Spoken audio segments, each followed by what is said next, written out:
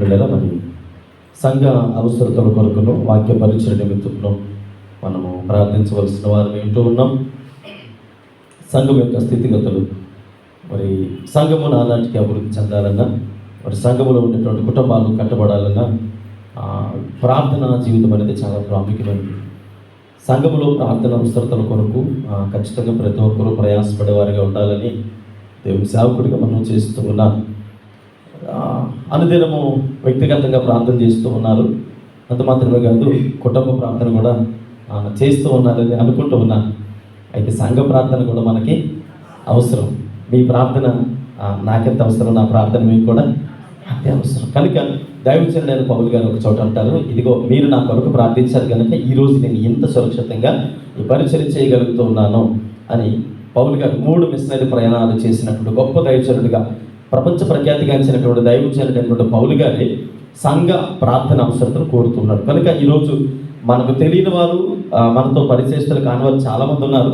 కనుక వారందరి కొరకు ప్రార్థించవలసిన బాధ్యత మన మీద ఉంది. శుక్రవారం ప్రార్థన సహవాసంలో మరి కొంతమంది ఉపవాసం ఉండి ఉండవచ్చు, లేదా కొంతమంది మన ఆరోగ్య స్థితిగతులను బట్టి నార్మల్గా కూడా అంటే ఏ విధంగా ప్రార్థించినా దేవుడు ఖచ్చితంగా ప్రార్థన ఆలకిస్తాడు. ఈ సంవత్సరపు వాగ్దానం ఎంతమంది గుర్తుంది?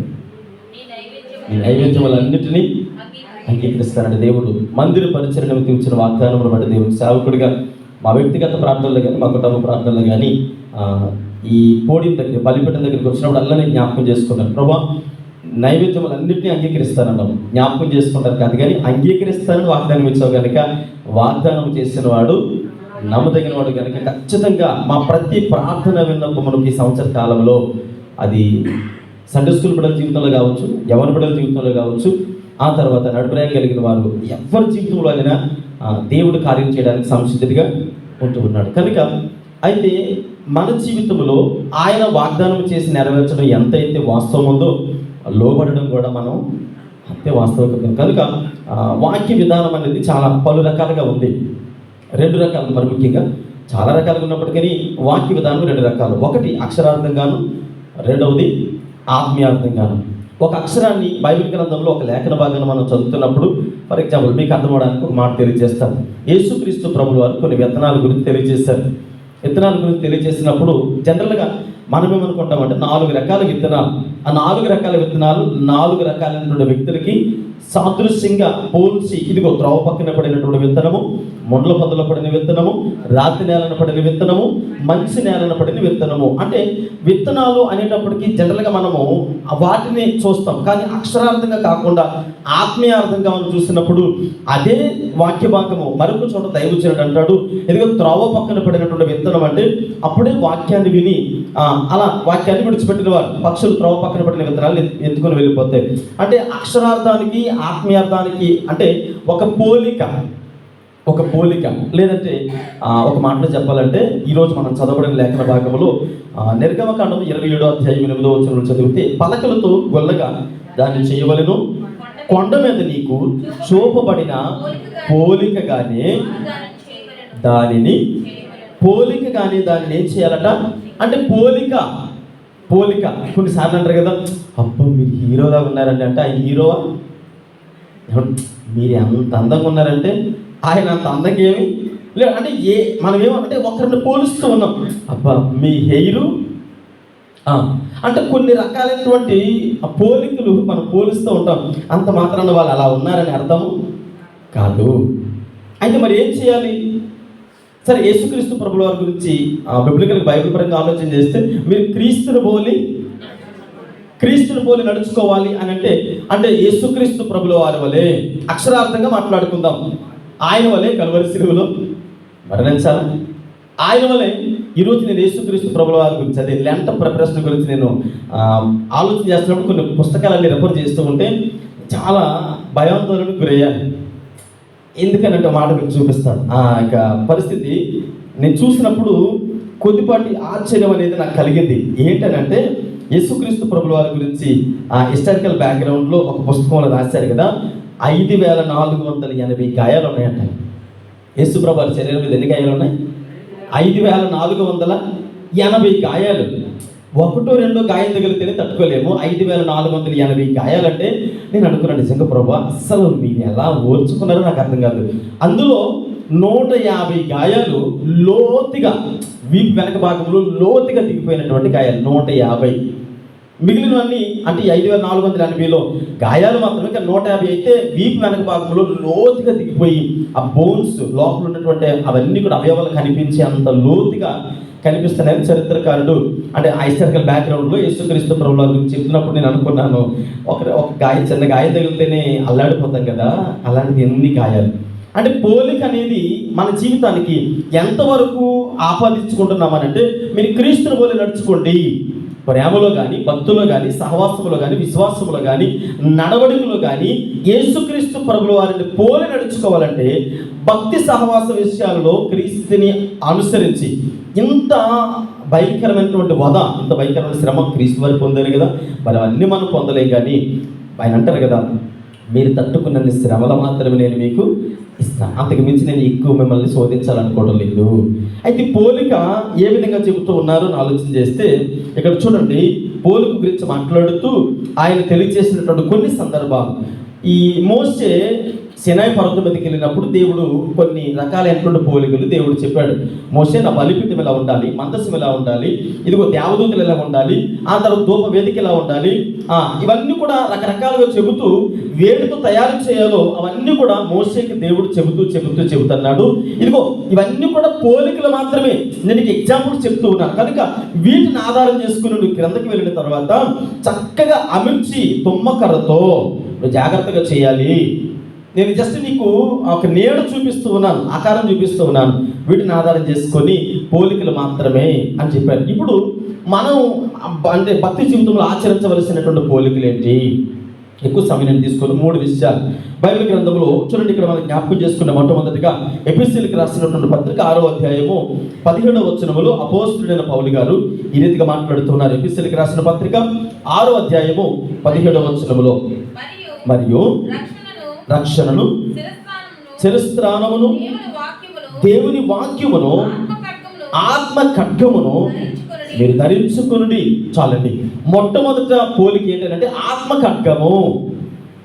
మోసేతో దేవుడు చెప్పినటువంటి పోలిక ప్రత్యక్షపు గుడారములో ఉండేటువంటి ఉపకరణాలు ఎలా చేయాలో దేవుడు జస్ట్ గ్రాఫ్ అనే గీలేదు, కానీ ఇదిగో ఇలా ఉండాలి, ఇది పోలిక. ఈరోజు మనము కూడా క్రీస్తుని పోలి నడుచుకోవాలి. కుటుంబ అభివృద్ధి కావచ్చు, సంఘ అభివృద్ధి కావచ్చు, ఆధ్యాత్మిక బలాభివృద్ధి కావచ్చు, ఎలా మనము అపవాదిగాడి దగ్గర నుంచి మనం బయటపడగలము అనంటే కొన్ని రకాలైనటువంటి పోలికలు ఉన్నాయి. అందులో మొట్టమొదటిది, మీరు ఏం చేయాలి? భక్తి జీవితంలో ఆత్మ ఖడ్గం అనేది చాలా ప్రాముఖ్యమైనది. అది ఖడ్గము దేనికి సాదృశ్యంగా ఉంది? అది దేనికి పోలికగా ఉందనంటే వాక్యానికి సాదృశ్యంగా ఉంది. మరి వాక్యము ఎలా మనల్ని సంరక్షించగలదు?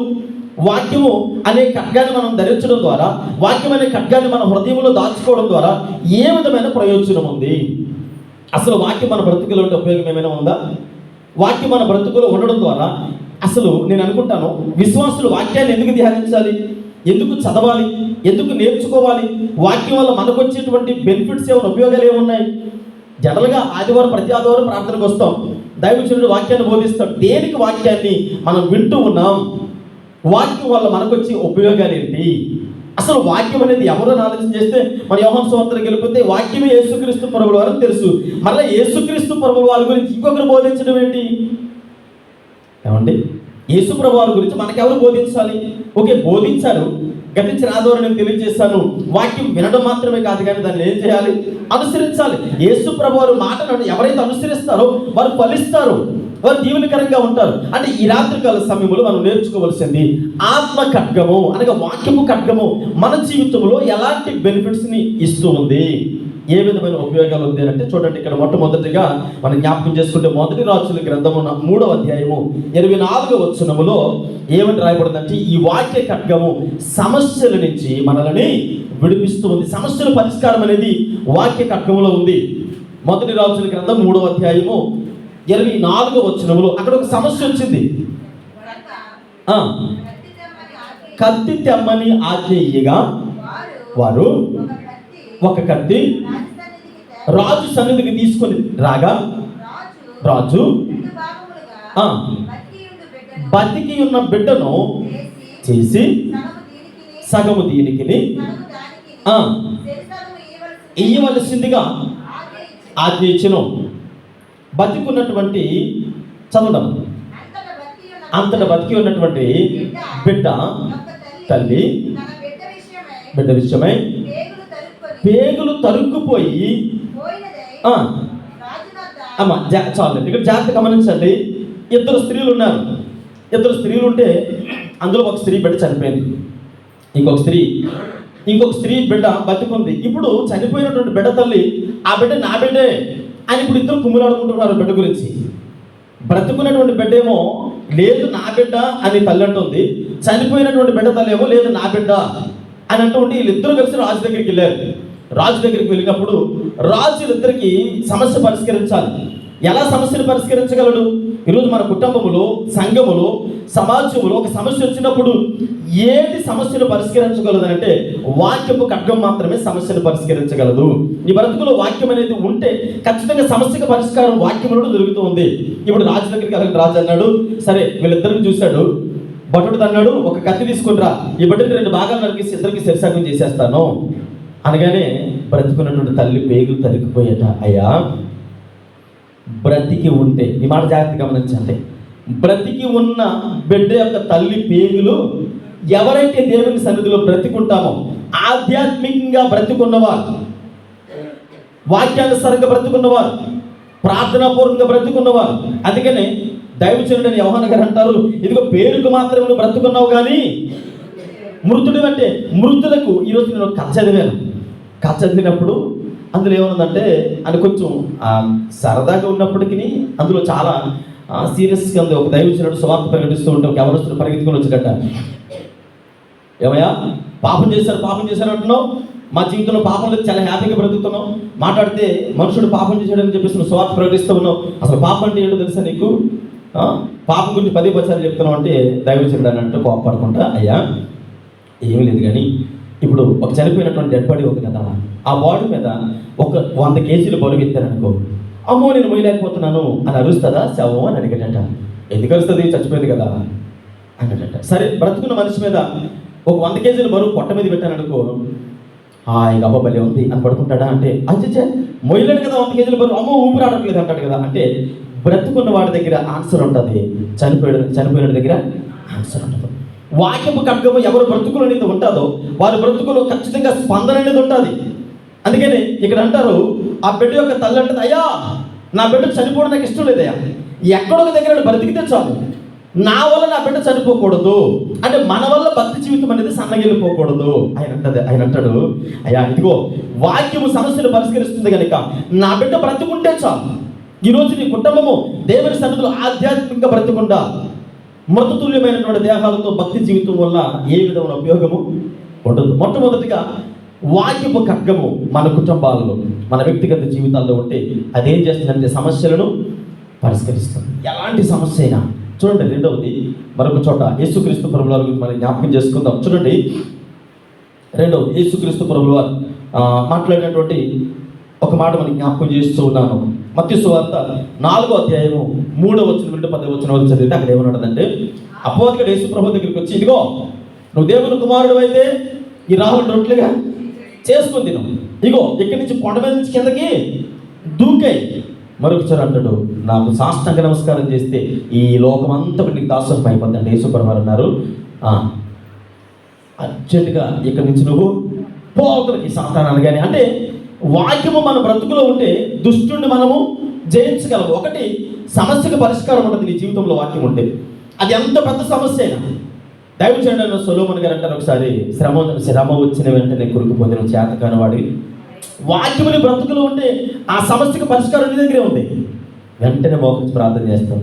దావీదుకి సమస్య వచ్చింది, ఆత్మీయానుసారంగా పడిపోయాడు, ఆధ్యాత్మికంగా అగాధంలోకి దిగిపోయాడు. ఎంత అగాధంలోకి దిగిపోయాడు అంటే ఒక దైవజనుడు పరుగులు వచ్చి ఈ మాట కొద్ది కష్టమైనప్పటికీ వచ్చన్నాడు, నీకు చేసే పని బాగోలేదు అన్నదంతే. ఒక చిన్న పిట్టగా చెప్పినప్పుడు దావీదు అనుకున్నాడు, నన్ను కాదు ఏదో ఎవరికో చెప్తున్నాడు అనుకున్నాడు. ఎప్పుడైతే ఎవరు చెప్పు నేను రాజును కదా అంటూ చూస్తాను అనగానే, ఎవరు కాదు నువ్వే. ఇమ్మీడియట్గా ఉన్నపాటిని రాజవస్త్రం తీసివేసి ఉపవాసం ఉండి ప్రార్థన చేయడం మొదలుపెట్టాడు. కన్నీరు విడిచాడు. తన పరుపు తన కన్నీరులో తేలి ఆడుతుందట. ఎప్పుడైతే తన తప్పు తను తెలుసుకున్నాడో వెంటనే దేవుని దగ్గర నుంచి ఆన్సర్ వచ్చింది. అంటే పశ్చాత్తాపములో ఉండేటువంటి ఆ ఆన్సర్ చాలా ఆశీర్వాదకరంగా ఉంటుంది. పిల్లలకి జ్ఞాపకం చేసుకోండి, వాక్యము మన బ్రతుకులో ఉండే సమస్యల పరిష్కారం జరుగుతుంది. రెండవది మనం జ్ఞాపకం చేసుకోండి, దుష్టుని మనము జయించగలం. ఎంత అగాధములోకి దిగిపోయినా, ఎంత పాప ఊబులోకి దిగిపోయినా నీ దగ్గర ఆన్సర్ అనేది ఉంటే దుష్టుడు నీ దగ్గరికి పారిపోతాడు. యేసుప్రభువు అన్నారు, సాతానా పో అవతల కనడంతే. కీర్తనకారుడు చూడండి మరొకసారి చెప్తాడు, 17వ అధ్యాయము 13వ వచనం. కీర్తనకారుడు 17వ అధ్యాయము 13వ చరణంలో చదివితే భక్తులని దావీదు ఇలా మాట్లాడుతూ ఉన్నారు. ఒకసారి వాక్య భాగం చదవండి అమ్మా. యెహోవాలేమో వాణ్ణి ఎదుర్కొని వానిని పడగొట్టుము, దుష్టుని చేతిలో నుండి నీ ఖడ్గము చేత నన్ను రక్షింపము. హల్లెలూయా. పిల్లరా, మన జీవితంలో వాక్యం ఉంటే, వాక్యం మన బ్రతుకులో ఉంటే అపవాదిగాడు మన దగ్గరికి రావడానికి కూడా ఇష్టపడతాం. ఎందుకంటే భయపడతాడు. వాక్యము లేని వారి జీవితంలో రకరకాలుగా వాడు ఏం చేస్తుందంటే ప్రలోభ పెడుతూ ఉంటాడు. ఏది తప్పు, ఏది ఒప్పు, ఏది వాస్తవమో, ఏది అవాస్తవమో వాడికి తెలుసు. పిల్లలు గమనించండి, నేను ఆదివారం తెలియజేస్తాను, వాక్యము తెలియలేనటువంటి సందర్భంలో, ధర్మశాస్త్రం అంటే ఏంటో తెలియలేని సందర్భంలో అబ్రహాము నిలబడ్డాడు. కనుకనే ఈరోజు విశ్వాసులకు తండ్రిగా పిలువబడుతూ ఉన్నాడు.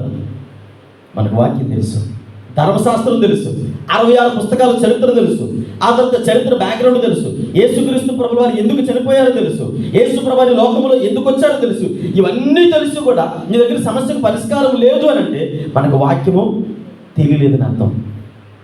వాక్యము ఎవరి జీవితంలోనైతే పొందుపరచబడి ఉంటుందో వారి జీవితంలో ఆశీర్వాదకరమైన కార్యాలు దేవుడు చేయబోతూ ఉన్నాడు. ఒకటి, సమస్యకు పరిష్కారం నీ దగ్గర ఉంది. రెండవది, అపవాదిగాన్ని జయించగలం. ఏముంటే వాక్యము, ఖడ్గం ఉంటే. మూడో విషయాన్ని జ్ఞాపకం చేసుకోండి. మూడో విషయం, హెబ్రీయులకు రాసిన పత్రిక 4వ అధ్యాయం 12వ వచనంలో చదివితే అది 2 అంచులు కలిగినటువంటి ఖడ్గం అట. ఎముకలను, కీళ్లను అంటే లోపలకు చొచ్చుకొని వెళ్ళిపోద్ది. హెబ్రీయులకు రాసిన పత్రిక 4వ అధ్యాయము. ఎందుకనగా దేవుని వాక్యము సజీవమై బలము గలదై 2 అంచులు గల కీళ్లను, మూలుగలను విభజిస్తుంది. ఒకటి, సమస్యకు పరిష్కారం ఉంది. రెండవది, విజయాన్ని ఇస్తూ ఉంది. మూడవది, విభజిస్తూ ఉంది. ఏం విభజిస్తూ ఉంది? వాక్యము కుటుంబాలను విభజించదు, వాక్యము బంధాలను విభజించదు, వాక్యము మనకున్న స్నేహభావాలను విభజించదు. మరి ఏం విభజిస్తుందని అంటే లోకము నుంచి వేరుపరుస్తుంది, లోక బంధకము నుంచి వేరుపరుస్తుంది, లోకములో ఉండేటువంటి మాలిన్యత నుంచి వేరుపరుస్తుంది. అంటే వాక్యము మలినమైపోయినటువంటి జీవితాలను శ్రేష్టమైన వారిగా విభజించి తీసుకొని వచ్చి దేవునికి సువాసన వెదజల్లి విశ్వాసాలకు నిలబెడుతూ ఉంది. అప్పుడు వాక్యపు వెలుగులో నీ దగ్గరికి అనేకులు పరిగెత్తుకొని వస్తారు. హల్లెలూయా. గమనించండి, ఈరోజు పోలిక అంటే మొట్టమొదటి పోలిక ఖడ్గము. ఖడ్గము దేనికి సాదృశ్యం అంటే వాక్యానికి సాదృశ్యం. మరి వాక్యము ఖడ్గం మన బ్రతుకులో ఉంటే 3 రకాల కార్యాలు జరుగుతున్నాయి. ఒకటి, సమస్య ఎంత పెద్ద సమస్య అనే పరిష్కారం ఉంది. రెండవది, దుష్టుని జయించగలం. మూడవది లోక పాపముల నుంచి మనల్ని వేరుపరుస్తూ ఉండే వాక్యము. అంటే ఈ రకమైనటువంటి పోలిక, ఖడ్గమైనటువంటి పోలిక. రెండవ పోలిక జ్ఞాపకం చేసుకుందాం. రెండవ పోలిక మనం చదివితే సామెతల గ్రంథము 6వ అధ్యాయము 23వ వచనాన్ని చదువుకుందాం. సామెతల గ్రంథము 6వ అధ్యాయము 23వ వచనం. రెండవ పోలిక మనం చదువుకుందాం. నీవు త్రోవను వెళ్ళినప్పుడు అది నిన్ను నడిపించును, నీవు పండుకొనినప్పుడు అది నిన్ను కాపాడును, నీవు మేలుకొనినప్పుడు నీతో ముచ్చటించును. చూడండి, రెండవది, మొదటి పోలిక ఏమో ఖడ్గము, రెండవ పోలిక దీపము. రెండవ పోలిక ఏంటండి? దీపము అనేటువంటి ఈ పోలిక, ఈ వెలుగు దేనికి సాదృశ్యము? ఇది కూడా వాక్యానికే సాదృశ్యం. మరి వెలుగు మన జీవితంలో ఉండడం వల్ల ఏ విధమైనటువంటి ఉపయోగాలు ఉన్నాయి? ఈ వాక్యమనే వెలుగు మన బ్రతుకులో ఉంటే, మొట్టమొదటిగా ఖడ్గమనే వాక్యం ఉంటే 3 ప్రయోజనాలు ఉన్నాయి. మరి దీపం అనేటువంటి ఈ వెలుగు మన బ్రతుకులో ఉంటే దానికి కూడా ఖచ్చితంగా దైవజనుడు అంటాడు కొన్ని పోలికలు ఉన్నాయి. ప్రసంగి గ్రంథము 2వ అధ్యాయం 3వ వచనములు చదివితే చీకటిని వెలుగుగా మార్చేటువంటి దీపము. ఈ వాక్యం అనే దీపము మన బ్రతుకులో చీకటి ఉంది, అంధకారం ఉంది, భయంకరమైన పరిస్థితులు ఉన్నాయి. అల్లాడిపోతూ ఉన్నాం, ఏం చేయాలో అర్థం కావడం లేదు. ఆనాడు ఐగుప్తులో ఆ ప్రజలు అల్లాడిపోయారు. ఆ తర్వాత మరి మన బ్రతుకులో వచ్చినటువంటి కొన్ని పరిస్థితులు, యాకోబు తన భక్తి జీవితంలో అల్లాడిపోతూ ఉన్నాడు, ఏం చేయాలో అర్థం కాక దేవుడు తన దర్శనాన్ని తన దగ్గరికి తీసుకొని వచ్చాడు. చూడండి ప్రసంగి గ్రంథం 2వ అధ్యాయం 3వ వచనం, నా మనసు ఇంకను ఆకాశము క్రింద అనుభవించును చూడవలనని నా దేహమును సంతోషపరుచుకుందునని అంతయు యోచన చేసుకొనగా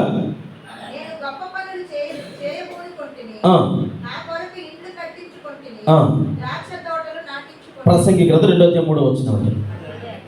ఇక్కడ ఒక వ్యక్తి యొక్క ఆలోచన విధానం ఎలా ఉందనంటే, నేను ఇవన్నీ కూడా నేను చేసుకుంటాను. ఏం చేసుకుంటాను? నా కొరకు మా కొరకు ఇవన్నీ కూడా చేసుకుంటాను. అయితే నేను వ్యక్తిగతంగా కొన్ని అలవాట్లకి బానిస అయిపోయాను అని చెప్పుకుంటూ మాట్లాడుతూ నా కొరకు ఇవన్నీ తొలగించుకుంటాను, చేసుకుంటాను, సంరక్షించుకుంటానంటే ఇక్కడ అంటాడు, ఈ వాక్యపు వెలుగు, చీకటిని పారదుల వెలుగు కలుగు చేసేటువంటి ఆ జ్ఞాన దీపం ఏంటంటే దేవుని యొక్క వాక్యము. ఇప్పుడు నా కొరకు ఇలా చేసుకుంటానంటే, ఇదే మాట మనం కొత్త నిబంధనలోకి అనువదించినప్పుడు ఒకానొక ధనవంతుల గురించి యేసుప్రభువు అంటారు, వెలుగువాడా. ఇప్పుడు ఇవన్నీ కూడా అంటే ఇప్పుడు వాక్యమైన వెలుగు మన జీవితాల్లో ఏం చేస్తుంది? తట్టి లేవనెత్తుతుంది. ఇదిగో నీ ఆలోచన ఎలా ఉంది కదా, ఒకసారి ఆలోచించు అని ఈ దీపము మనకు ఒక్కసారి అలా టచ్ చేసి మనం ఏం చేస్తుంటుందంటే, ఒకసారి ఆలోచించు అంటే వెలుగు అనేది జ్ఞానోదయాన్ని, అంటే ఒక మాటలో చెప్పాలంటే కొంచెం జ్ఞానాభ్యాసం అంటాం కదా. కొంతమంది అంటారు విద్య ఏమిస్తుంది? విద్య లేనివాడు అంటే, ఇప్పుడు విద్య లేకపోతే వాడు పశువు అని ఎందుకన్నారు? విద్య అనేది జ్ఞానమును కలిగిస్తుంది, వెలుగు అంటారు కదా. అదే నాకు తెలిసి చిన్నప్పుడు చిన్న రాత్రులు బళ్ళు పెట్టేవారండి స్త్రీలకు ప్రత్యేకించి. ఏం బళ్ళు అంటే ఇంటికి దీపం వెళ్ళాలనేటువంటి పెట్టి చిన్న పలకలు ఇచ్చి ఇంటికాడ ఉన్న వాళ్ళందరినీ తీసుకెళ్ళి ఆ రచ్చబడి దగ్గర కూర్చోబెట్టి పలకలు ఇచ్చి రాయించేవారు. వీళ్ళేం పొద్దున్న పొలాల్లో పనిచేసుకొని వచ్చేవారు. మళ్ళీ వీళ్ళందరినీ కూర్చోబెట్టి అక్షరాలు మీరు రాయంటే వీళ్ళు నవ్వుకుని ఒకరు చూసి ఒకరు అంటే కనీసం సంతకమైన నేర్చుకుంటామా అని బలవంతంగా నేర్పించేవారు. ఇంటికి దీపం వెళ్ళాలేనండి అని కొంతమంది స్త్రీలు చదువుకున్నవారు ఆ విలేజ్ లాంటి తిరిగి ఇలాంటి వాళ్ళందరినీ కూర్చోబెట్టి అక్షరం సంతకమైన నేర్చుకున్నట్టే ఇప్పుడు మా ఇది గమ్మ చదువు అని వరిలో. అంటే ఈ దీపము దేనికి సాదృశ్యంగా ఉందంటే జ్ఞానోదయానికి సాదృశ్యంగా ఉంది. అంటే వాక్యం అనే దీపం మన బ్రతుకులోకి రాగానే మనకు అర్థమయ్యేటువంటి భాష ఏంటంటే, ఇదిగో నేను వ్యక్తిగతంగా దిగజారిపోతే ఈ వాక్యపు వెలుగు నన్ను లేవనెత్తుతూ ఉంది, నన్ను చెబుతూ ఉంది, ఇదిగో నీ మార్గం తప్పుదారిని వెళుతూ ఉంది, నువ్వు ఎన్నుకునే మార్గం కరెక్ట్ కాదని వాక్యం అనే దీపం మనల్ని ఏం చేస్తుంది? సరి చేస్తుందని ఇక్కడ దైవజనుడు తెలియజేస్తూ ఉన్నాడు. చూడండి మరొక మాట జ్ఞాపకం చేస్తూ ఉన్నారు. మరొక మాట లూకా సువార్త 16వ అధ్యాయము 8వ వచనంలో చదివితే అక్కడ మరొక మాట మనం జ్ఞాపకం చేసుకుందాం. ఒకటి చీకటిని పారదోలుతుంది, రెండవది అన్యాయస్తుడైన నడుచుకున్నాడు కానీ వెలుగు సంబంధుల కంటే ఈ లోక సంబంధులు చూడగా చాలు. వెలుగు సంబంధుల కంటే ఈ లోక సంబంధులు ఎలా ఉన్నారట? చాలా యుక్తి కలిగిన వారే ఉన్నారట. అంటే ఈ లోక సంబంధమైన వెలుగు కొద్ది రోజులు చాలా అద్భుతంగా కనపడుతుంది, కానీ దేవుని వాక్య సంబంధులు మినుగురు పురుగుల్లాగా అక్కడ కనపడతారు, కానీ దేవుడిచ్చేటువంటి వెలుగు శాశ్వత కాలము నిలుస్తుంది. ఇప్పుడు వాక్య కనుక మన బ్రతుకులో ఉన్నప్పుడు ఎలాంటి కార్యాలు జరిగితే మనకు తెలుసు.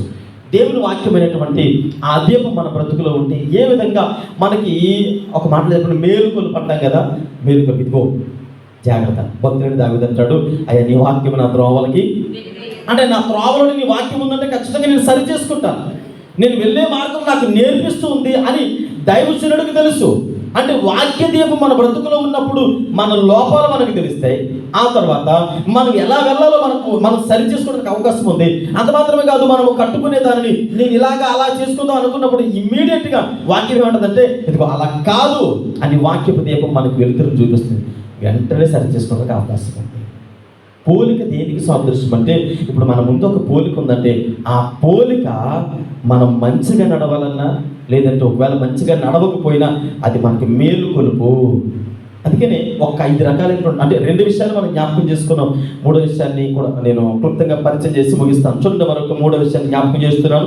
ఎఫెసీయులకు రాసిన పత్రిక 5వ అధ్యాయం 27వ వచనం చదివితే, ఎఫెసీయులకు రాసిన పత్రిక 5వ అధ్యాయం 27వ వచనంలో ఈ రీతిగా రాయబడి ఉంది: నిర్దోషమైనది గాను మహిమగల సంఘముగాను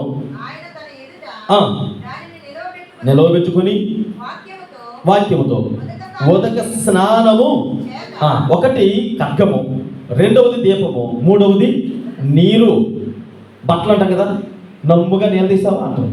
ఏమంటారు, ఏదో పదం అంటారు కదా, బకెట్ నిండా నీళ్ళు బట్టి బాగా జాడించంటాం కదా. ఇప్పుడు నీటిలో బాగా, లేదంటే అడుగు భాగంలో 2 మొత్తం నీళ్ళు ఉంది, ఓ దుప్పటి తీసుకొని ముంచాం అనుకోండి, జమ్ముని పీల్చేస్తారు. కానీ దుప్పటి కూడా తడవదు. అది తాడు మీద వేయగానే ఒక కొన తడిస్తే ఇంకొక కొన తడవదు, దానికి ఉన్న వాసన పోదు. నీళ్ళు తీసావా లేదంటే 2 బకెట్లు నీళ్ళు తీశాను అంటే, ఇప్పుడు ఎందులో ముంచాడు? 2 మొత్తం నీళ్ళు ముంచి 2 బకెట్లు నీళ్ళు తీశారంటే ఆ దుప్పటే మనకి చెప్పేస్తుంది. ఈయన ఎలా నీళ్ళు తీసాడో మనకి అర్థం. అంటే ఉదక స్నానము, వాక్యము అనేటువంటి ఈ నీరు దేనికి సాదృశ్యం అని అంటే శుద్ధీకరణకి, శుద్ధి చేయబడాలి. ఒకటి వాక్యపు ఖడ్గము, రెండవది వాక్యపు దీపం, మూడవది వాక్యపు నీరు. ఉదక స్నానము చేయబడాలి. ఈ పోలికలు ప్రతి విశ్వాస జీవితంలో ఖచ్చితంగా అన్వయించుకోవాలి. ఎప్పుడైతే ఈ పోలికలు మన జీవితంలోకి వచ్చాయో, దేవుని వాక్యం మన దగ్గరకు వచ్చినప్పుడు, అయ్యా ఒకవేళ నా జీవితంలో ఎలాంటి లోపాలు ఏమైనా ఉన్నాయేమో, ఇలాంటి ఒకవేళ ఇంకెక్కడైనా దూరంగా ఉన్నానేమో, నేను ఖచ్చితంగా సరి చేసుకుంటాను. కనుక మీరు నాకు ఇచ్చిన చక్కటి అవకాశాన్ని బట్టి మరొకసారి మీకు వందనాలు చెల్లిస్తున్న ప్రభా. అయ్యా వాక్యపు ఖడ్గమైనటువంటి ఆ వాక్యం, ఆ 3 విషయాలు, ఒకటి వాక్యం అని ఖడ్గం మన బ్రతుకులు అంటే 3 విషయాలు. ఒకటి పరిష్కారం, రెండవది విజయం, మూడవది ఏమండి వాక్యం ఖడ్గం మన బ్రతుకులు ఉంటుంది. ఒకటేమో పరిష్కారం, రెండవది సాతాను నుంచి విజయము, మూడవది వాక్య ఖడ్గం గురించి మాట్లాడుతూ 3వ విషయం చెప్పాను.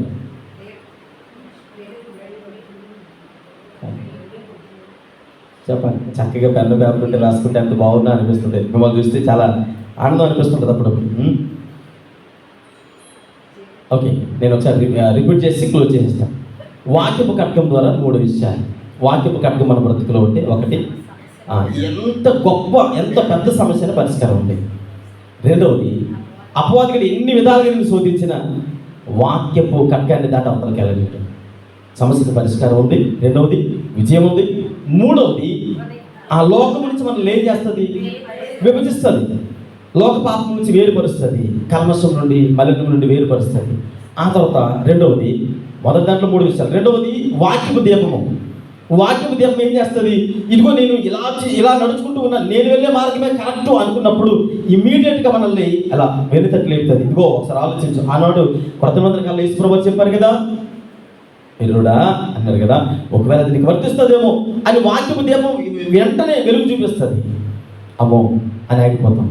రెండవది వాక్య దీపం మన త్రోవలకి వెలుగుగా ఉంటుంది. ఇదిగో నీ త్రోవలకి వెలుగుగా ఉంది కదా, నీ వక్ర మార్గాలు సరి చేసుకో. అక్కడ ఎత్తు పల్లాలు ఉన్నాయి, నీ బ్రతుకులో ఒడిదొడుకులు ఉన్నాయి, కనుక ఆధ్యాత్మిక లోపాలు ఉన్నాయి, సరి చేసుకో. నీ వ్యక్తిగత జీవితం కట్టుకుంటే కుటుంబ జీవితం కట్టగలవు, కుటుంబ జీవితం కట్టుకుంటే సంఘ జీవితం కట్టగలవని ఆ దీపం వెలుతురుగా ఉంటుంది.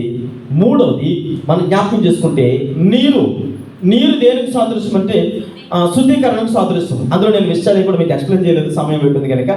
నీరు అనేది ఆధ్యాత్మిక శుద్ధీకరణకి సాదృశ్యంగా ఉంది. మాట చెప్పాలంటే పరిశుద్ధాత్మ కూడా సాదృశ్యంగా ఉంది. కనుక ఈ పోలికలు అనేవి మనం ముందుకు వచ్చినప్పుడు, మనతో మాట్లాడుతున్నప్పుడు దేవుని సన్నిధానంలో వెంటనే స్పందించాలి. ప్రభువా మీరు నాతో మాట్లాడారు కనుక ఈ వాక్యపు ఖడ్గము 2 అంచులు కలిగినది, నా జీవితంలో నాకు వర్తిస్తుంది, పాస్టర్ గారికి వర్తిస్తుంది, నాకు వర్తిస్తుంది, లోకానికి వర్తిస్తుంది, నాకు వర్తిస్తుంది, నా బిడ్డలకి వర్తిస్తుంది. కనుక ఒకవేళ నాలో లోపాలు ఉంటే ఈ పోలికను బట్టి నేను సరి చేసుకుంటాను అని సాధ్యమైనంత వరకు మన ఆధ్యాత్మిక జీవితాలకి పరిశుద్ధాత్మ దేవునికి దగ్గరికి తీసుకుని వెళ్ళినప్పుడు, ప్రభా నాతో మాట్లాడేందుకు మీకు వందనాలయ్యా అని ఎవరైతే స్పందిస్తారో ఖచ్చితంగా వారి జీవితంలో దేవుడు ఉన్నతమైన కార్యాలు చేయడానికి సంసిద్ధంగా ఉన్నాడు. ప్రార్థన చేసుకుందాం.